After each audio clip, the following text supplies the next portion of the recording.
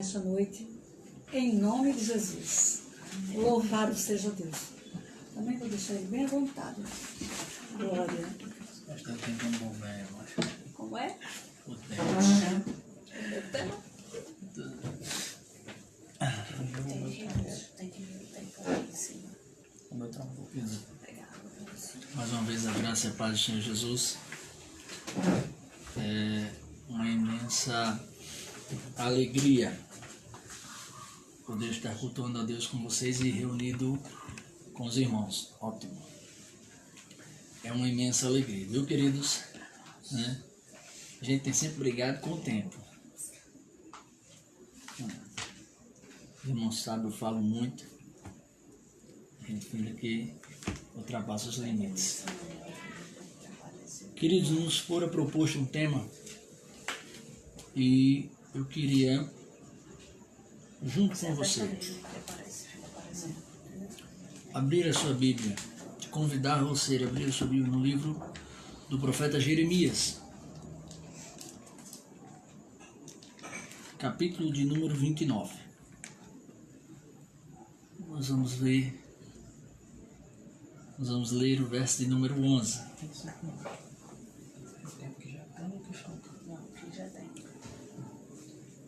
Perdão, vamos ler o verso de número 10. Amém? Jeremias 29, 10. Que está incluído no contexto. Esse tempo é o que já tem. Você tem até completar uma hora.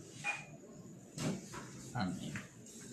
Jeremias 29, 10 diz: porque assim diz o Senhor, certamente que, passados 70 anos na Babilônia, vos visitarei e cumprirei sobre vós a minha boa palavra, tornando-vos a trazer a este lugar.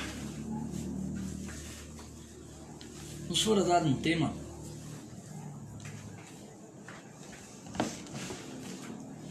que tem como proposta a reconstrução. E é bem interessante analisar texto e contexto, porque ao olhar a história de Neemias, filho de Acalias, nós vamos ver um homem esforçado, um homem determinado, um homem que manteve-se com um propósito diante de Deus, num prisma de quem acompanha a narrativa, inabalável. Olha, queridos, quando nós vamos analisar o contexto histórico, nós vamos entender que Israel sofreu vários ataques e que tudo isso estava previsto, estava dentro do contexto em que Deus tinha anunciado ao coração do povo. Nós vamos ver que Deus ele tem levantado juízes.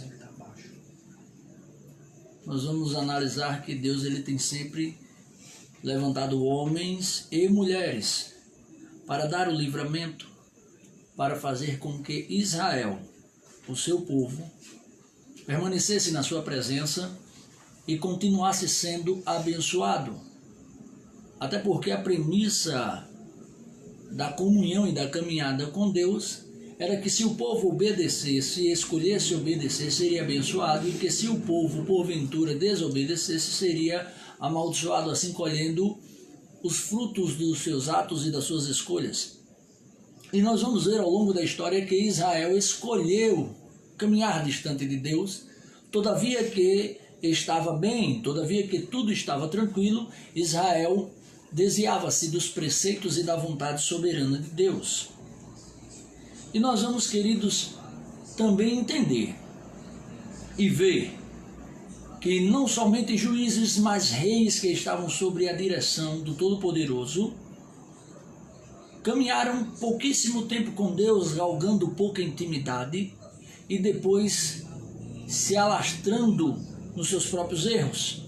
E nós vamos entender e ver na história que, pela permissão de Deus, Israel virou cativo com um único propósito: de restabelecer uma comunhão com Deus, de sarar, de retornar ao caminho. Não foram poucas as tentativas em que nós vamos poder acompanhar de acordo com a historicidade bíblica. Mas nós vamos nos ater agora a Neemias, que quando ele está no Reino do Sul e ouve falar de que o povo que estava em Israel, em Jerusalém, melhor dizendo, estava em um estado de calamidade, um estado de tristeza, famílias vendendo seus filhos, homens prestando-se a serviços escravos para que pudesse suprir a necessidade das suas famílias. Uma Jerusalém destruída, porque nós vamos entender que em 722 a.C., a Israel do Norte ela fora invadida pelos assírios. Em 586 a.C., a Israel do Sul ela é invadida pela Babilônia. E é na Israel do Sul onde trata-se a narrativa dessa história, em que nós vamos ver Nabucodonosor destruindo não só o templo de Jerusalém, mas como as suas portas e as suas muralhas. E os anos vão passando, e em 539 nós vamos ver o Medo persa invadindo e ganhando a guerra contra a Babilônia e tomando posse dos escravos já existentes na Babilônia, que eram os israelitas. A esse meio termo, alguns foram levados cativos, outros fugiram e outros ficaram no que restou de Jerusalém. Amados, quando isso acontece, é chegado ao ouvido de Neemias, que em outrora agora era copeiro do rei. Estava vivendo no palácio, tinha a sua vida bem regada e, por que não dizer, com regalias, com as quais era proporcionada ao rei e estava também ao seu alcance. E agora ele vê alguém advindo de Jerusalém e faz a seguinte pergunta: como está o meu povo? Como está o povo que habita em Jerusalém? E a resposta ela veio sincera e verdadeira. A resposta ela é dita: olha, o povo lá está sofrendo, não tem segurança. O povo já não tem mais paz. A história vai nos mostrar que Neemias ele chorou, ele angustiou-se por dias, ele lamentou por muitos e muitos dias, jejuou e orou. Ora, eu quero até te chamar a atenção para que você entenda isso comigo, que você não vai ver na Bíblia, na historicidade cristã, você não vai ver isso em nenhum outro lugar. Um homem que tenha orado tanto, um homem que tenha conversado tanto com Deus como Neemias conversou. Nós vamos ver na sua própria escrita uma das maiores orações bíblicas do capítulo de número 9. Nós vamos entender que ele está lá, preocupado com o povo, e agora mais uma vez ele insiste em conversar com Deus. Ele começa agora a tratar com Deus e a mostrar a Deus os seus anseios. Ele sabia que não era fácil. Ele sabia que não podia agora simplesmente decidir de bom grado resolver a situação e isso lhe ser permitido. Ele estava debaixo da tutela de um rei, ele estava debaixo de diretrizes e precisava do acordo do rei, de ordens, para que ele pudesse tomar alguma atitude. Então ele vai conversar com Deus. É bem interessante relembrar que Deus, através da profecia do profeta Jeremias, diz que após passados 70 anos, ele faria ouvir a sua voz e traria o povo novamente ao seu lugar. Agora o povo não ora, porque nós vamos ter uma Jerusalém disseminada culturalmente, nós vamos ter um povo que se casou com povos pagãos, com povos que não cultuavam a Deus, que eram politeístas, tinham vários deuses, várias culturas, e agora o povo já não tem mais raiz, o povo já não tem mais o conhecimento de um Deus soberano. A ponto de que quando Neemias, o profeta Esdras, que era contemporâneo, está ali orando, se apresentando ao Senhor, preocupado com a situação de Israel, ele não corre primeiro ao rei, mas ele corre aos pés do Senhor e ele faz assim, uma das seguintes orações, dentre tantas que ele fez. Ele diz: Senhor, eu sei que nós pecamos, eu sei que nós erramos, Eu me ponho agora diante do altar. É uma das orações que nós vamos fazer uma colisão histórica com a oração de Salomão, que está lá também nas crônicas de Israel. Se nós estamos diante de ti, nós estamos na tua presença e oramos a ti. E reconhecemos as nossas falhas e pedimos o teu agir em nosso favor. Ora, tempos depois nós vamos entender, e eu abro aspas para falar sobre isso, que o próprio salmista Davi disse que de um coração contrito o Senhor não escapará. É bem verdade que em um momento de sinceridade, de reconhecimento da soberania do nosso Deus, você é visto por Ele. Queridos, olha só, Neemias está orando, e quando ele está orando, ele diz: Senhor, tu conheces os desejos do meu coração. Eu quero ver Jerusalém construída, restaurada. E ele pede agora a intervenção do rei. Ele diz: Senhor, eu peço que o Senhor vá lá e mostre ao rei que nós precisamos fazer aquele trabalho. Não era fácil. Nós não estamos simplesmente falando da reconstrução do muro. Entenda uma coisa. Nós estamos falando aqui da reconstrução de um povo, da reconstrução de um sentimento. O povo tinha se perdido no meio do caminho. A proposta dos 70 anos de escravidão, a proposta era fazer o povo recalcitrar os seus pensamentos. A proposta da dor era fazer o povo olhar para trás e dizer assim: poxa, nós temos um Deus.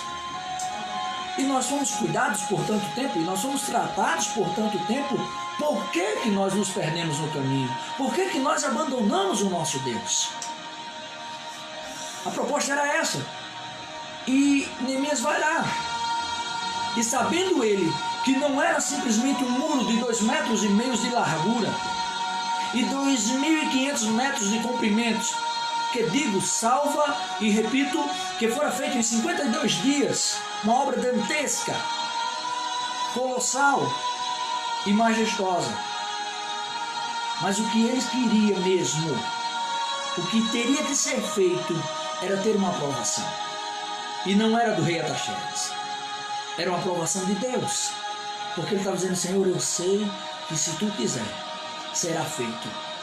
Ora, eu não sei se Neemias era sabedor, mas quando Deus ele faz a promessa e está em diálogo com o profeta Jeremias, e está tratando com o profeta Jeremias para que ele trouxesse a sua palavra àquelas nações, Deus estava dizendo assim: eu deixarei um remanescente, eu deixarei um fiel, que mesmo em tempos difíceis não abrirá mão.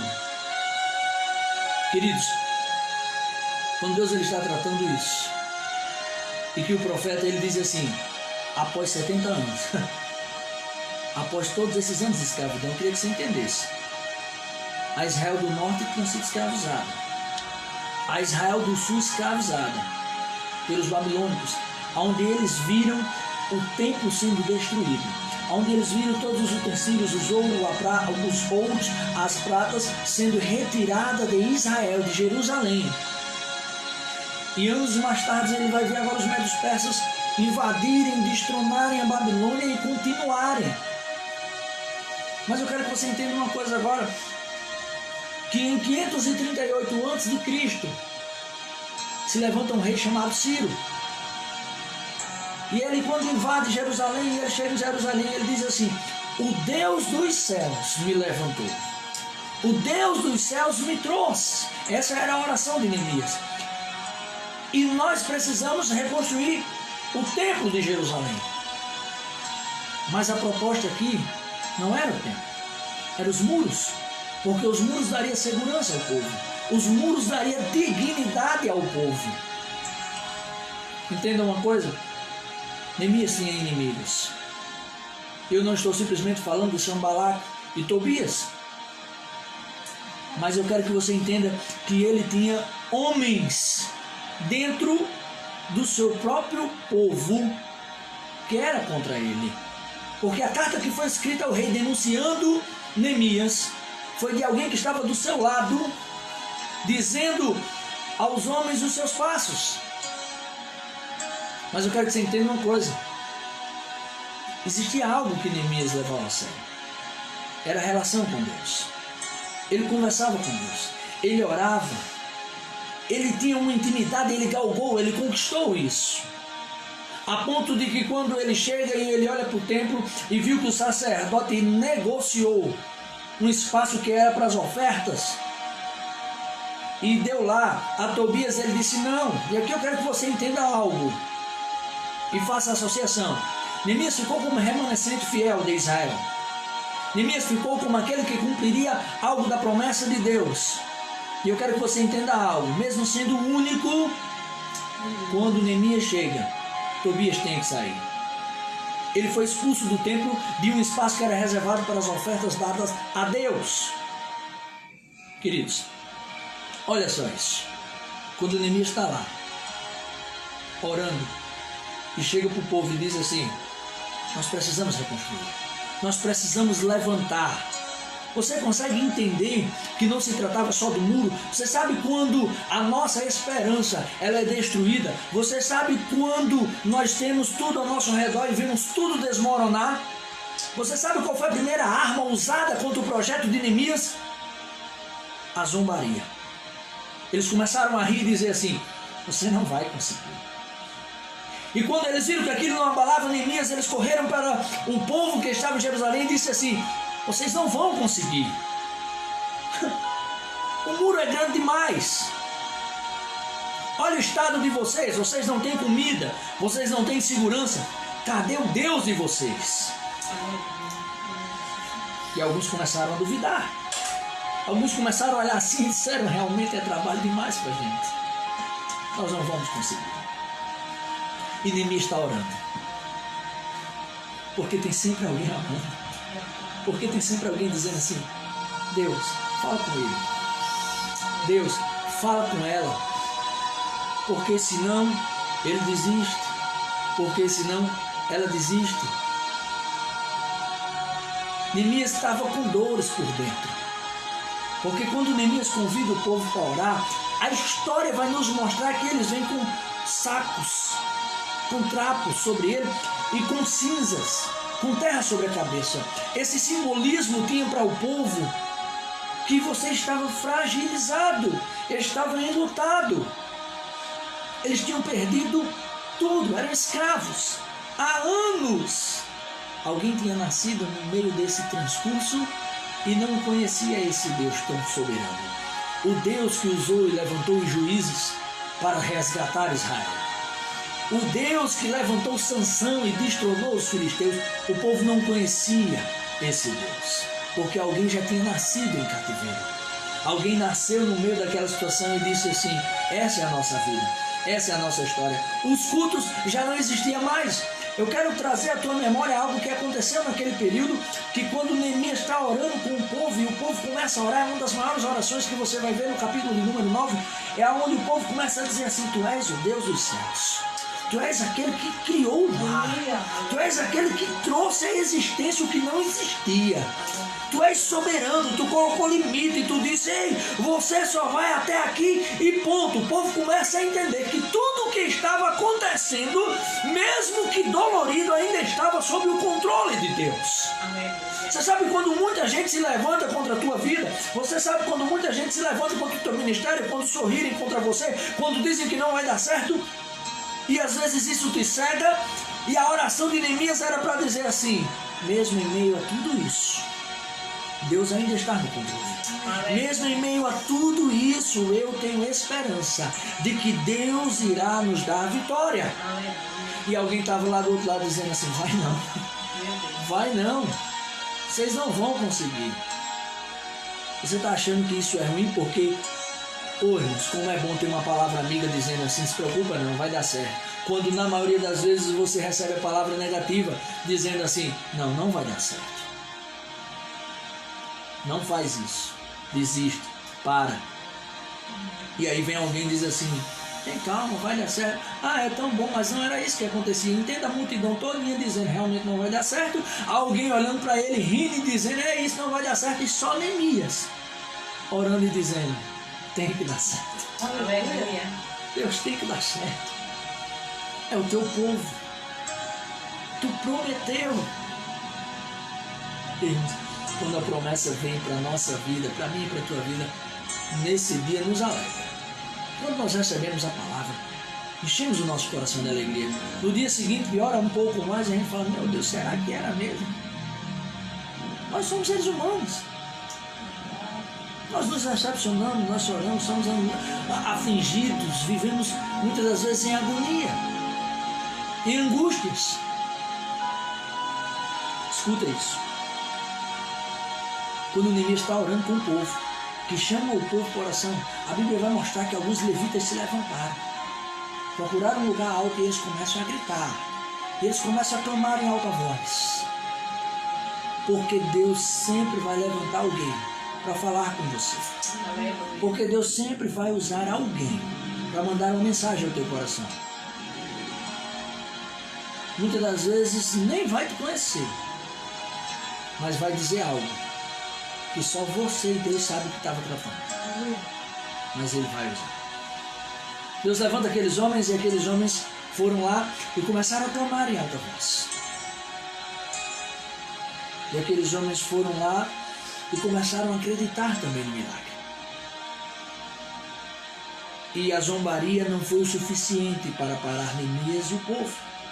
Então eles começaram a agredir fisicamente. Neemias reúne o povo e diz, nós não podemos parar. Eu vou pedir que vocês trabalhem com uma mão e com uma outra seguram a espada. Eu vou pedir que vocês trabalhem na frente da casa de vocês, porque vai ficar mais cômodo e vocês vão ter mais vontade de reerguer esse muro, porque cada vez que você olhar para aquela brecha e ver que a insegurança está perto da tua casa, você vai ter mais vontade de lutar. Você vai ter vontade mais de se erguer. Você vai procurar o milagre. Ele está dizendo assim, a dor chegou tão perto, mas a dor foi tão profunda, tão íntima, que era para ver se você tinha coragem de se levantar e de brigar pela existência da promessa de Deus na tua vida. E Deus está olhando. E Neemias está lá, chorando e gemendo pelo povo. Eu quero te dizer, para você entender algo, eu quero te relembrar no processo da história, que Neemias tinha as regalias do palácio, mas ele abriu mão. Ele foi para Jerusalém. Ele entra em Jerusalém e ele disse, Senhor, a tua promessa foi sobre esse lugar. Deus te fez promessas. Comece a lembrar agora das promessas que Deus te fez. Comece a lembrar agora do que Ele te prometeu. E de quantas vezes as lágrimas rolaram, porque muitas foram as investidas dos inimigos. Muitos foram os inimigos. Eu queria que você entendesse que ao derredor de Jerusalém tinha também os samaritanos, que eram inimigos. Tinha também os filisteus, que eram inimigos. E Israel estava desprotegida. As portas das ovelhas estavam desprotegidas, não tinha sacrifício. Sabe quando a gente já não consegue mais louvar? Sabe quando a gente não consegue mais orar? Foi isso que a historicidade quis nos mostrar, quando disse assim, as portas das ovelhas foi a primeira a ser restaurada. Porque elas estavam pegando fogo. Ele disse assim, a primeira coisa que você tem que restaurar é a adoração, é o altar, é voltar a conversar com Deus. Porque construir, entende o que eu vou dizer agora? Construir é fácil, é prazeroso, porque construir te faz sonhar. Sabe quando você pega um terreno e não tem nada, e você começa, mesmo labutando, mesmo difícil, mesmo árduo, mas ele começa a tomar forma pela base, pela estrutura que você está dando, e você está erguendo aquilo, tijolo após tijolo, e você começa a ver assim, poxa, não tinha nada, e agora eu já estou vendo algo. É prazeroso. A dor e o cansaço faz te ver que está valendo a pena. Agora reconstruir não. Porque você começa a ver tudo aquilo que você perdeu. Você começa a ver o sentimento que tinha por aquilo. Você começa a ver, poxa, eu chorei por aquilo. Eu suei. Eu dei o meu sangue por aquilo. Ali tinha uma história. Ali tinha sonhos que foram embora. Ali tem noites de sono perdido. E alguém que está rindo não está lembrando de nada disso. O versículo que foi lido aqui na leitura oficial diz assim: vai ser reconstruído, mas vocês não têm parte com isso. Quando ele responde isso, ele está dizendo para os inimigos. Não era para o povo, ele está dizendo assim: vocês não têm parte com o que Deus irá fazer neste lugar, porque será reconstruído. É um fato. O que eu quero que você entenda é que você será usado para isso. Deus vai te levantar. Deus vai te erguer, porque a primeira reconstrução é dentro de você. É nas portas das ovelhas. É na adoração. É mesmo sem força. Mesmo em silêncio. O Espírito de Deus vai tratar com você. E eu vejo Neemias juntando o povo. Nós vamos encerrar. Eu vejo Neemias juntando o povo. E quando ele junta o povo, a história sagrada vai nos mostrar que Esdras, ele pega a lei e começa a ler para o povo. A lei estava em hebraico. Olha a história reconstruindo. Ele começa a ler em hebraico. O povo entendia em aramaico. E os levitas estavam ali traduzindo. E o povo começa a ficar de pé. À medida que Esdras ia lendo, o povo ia lendo, o povo ia se colocando de pé. O povo ia se levantando. Uns iam batendo no outro, dizendo assim: se levanta, é a palavra de Deus. Se levanta, é a palavra de Deus. Era um dando a mão ao outro e erguendo, dizendo assim: se levanta, é a palavra de Deus. E de lá até hoje existiu culturalmente a função de, quando se lê, se colocar de pé em reverência à palavra de Deus. Naquele tempo foi algo vivífico, foi algo restaurador, foi algo que entrou e fez parte do DNA daquele povo. Eles se colocaram de pé, porque eles já estavam vendo o milagre de Deus acontecer. Reconstrução é mais difícil do que construção, mas vai valer a pena.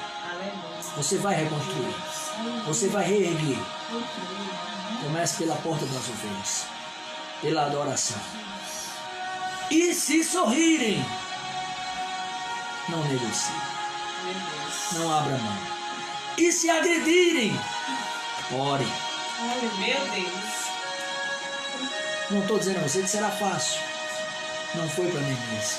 Quantas vezes chorou, quantas vezes pensou em desistir. Quantas vezes se viu sozinho e disse: poxa, só eu acredito.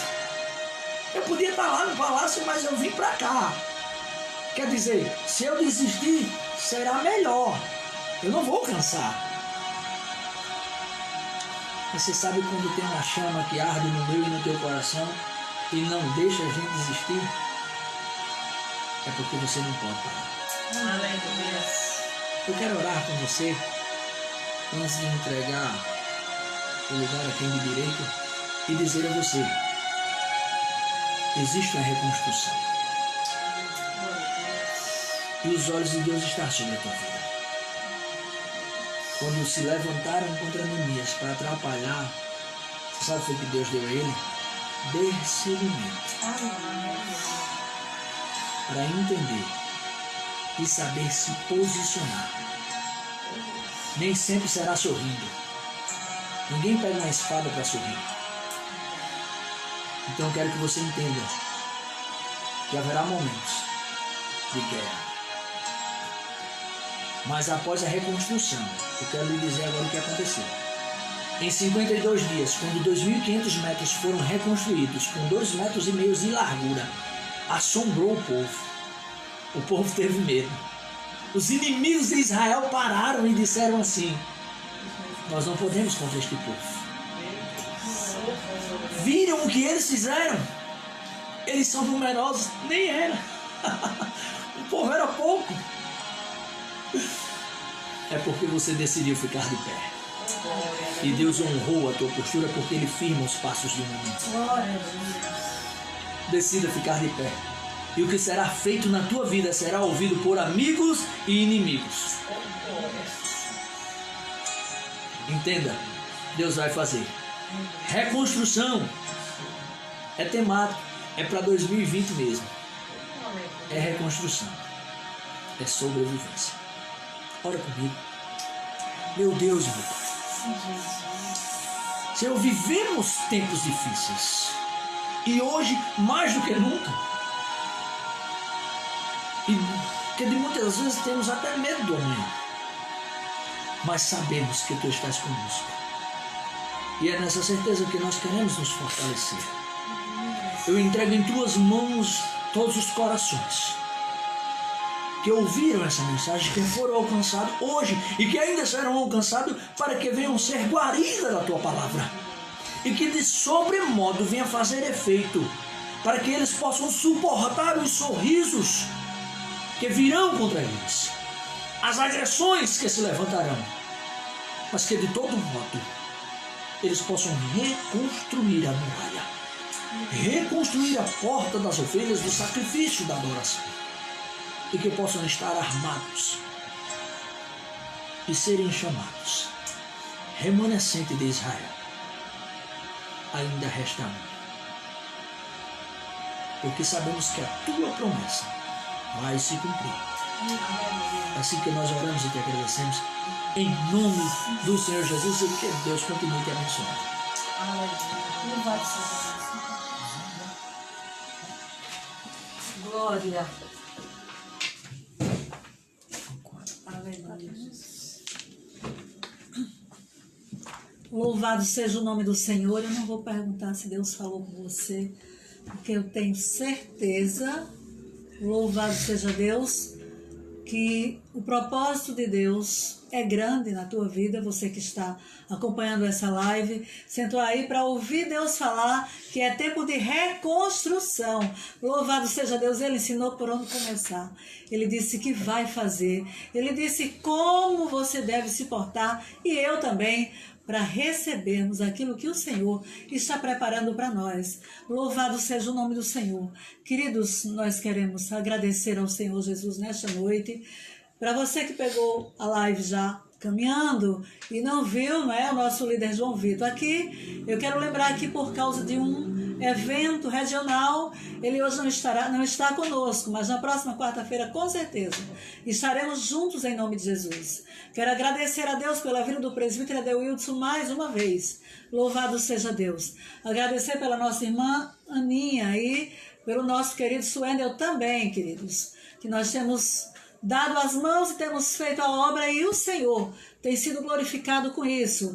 Quero agradecer pela vida do nosso pastor Adilson, coordenador regional, que está conosco, dando glória a Deus e aleluia nesta noite. E cada irmão que entrou com o propósito de adorar, com o propósito de ouvir a voz do Senhor, nós somos gratos a Deus pela sua vida. Louvado seja o nome do Senhor. Eu quero orar, amém, nesta noite, agradecendo a Deus, e o presbítero Adeilson nos deixa a bênção, em nome de Jesus. Maravilhoso Deus Santo e Eterno Pai. Senhor, nós te louvamos pela tua grandeza, nós te agradecemos pela tua presença, Senhor, em tempos difíceis, Deus, mas nós estamos no barco com a certeza de que o Senhor está conosco. Louvado seja Deus.